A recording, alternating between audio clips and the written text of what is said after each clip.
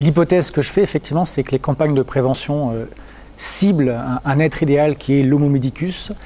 et, dans le même temps, désignent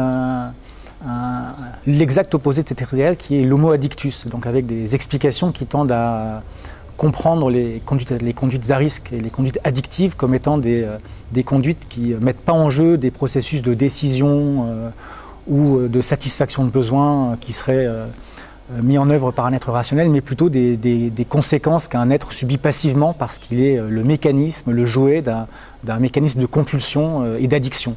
Donc pour moi, l'homo addictus, c'est en quelque sorte le repoussoir qu'on utilise dans les campagnes de prévention pour essayer de convaincre les gens de ne pas fumer, de ne pas consommer d'autres substances psychoactives, de ne pas jouer, etc.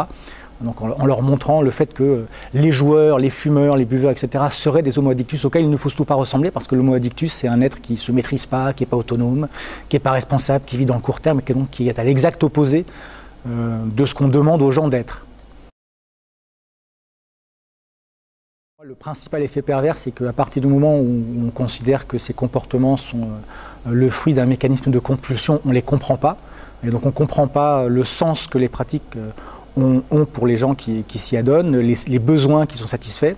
Avec aussi le problème qu'il y a des effets de stigmatisation. Et que donc, en particulier, stigmatisation que subissent les gens qui ont ces pratiques dans leur rapport avec autrui, dans la vie quotidienne, mais aussi dans leur rapport avec les professionnels de santé.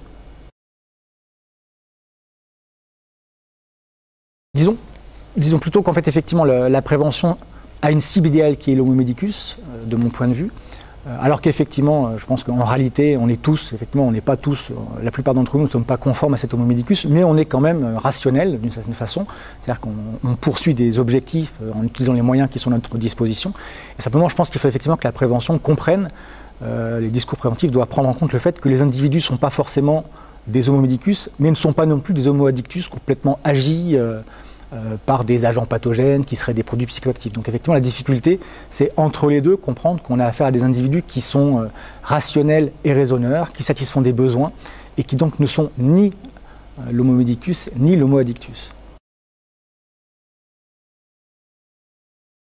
On vit aujourd'hui dans des sociétés qui valorisent avant tout la santé de long terme. On demande aux gens de prendre les mesures qui vont leur permettre de vivre le plus longtemps possible, dans la meilleure santé possible. Et donc du coup, effectivement, la question de savoir quels vont être les plaisirs immédiats du quotidien, c'est quelque chose qui n'intéresse pas la plupart des experts santé publique. Effectivement, la question du plaisir passe complètement à la trappe parce qu'on considère qu'on a affaire à des individus qui veulent avant tout vivre le plus longtemps possible en bonne santé.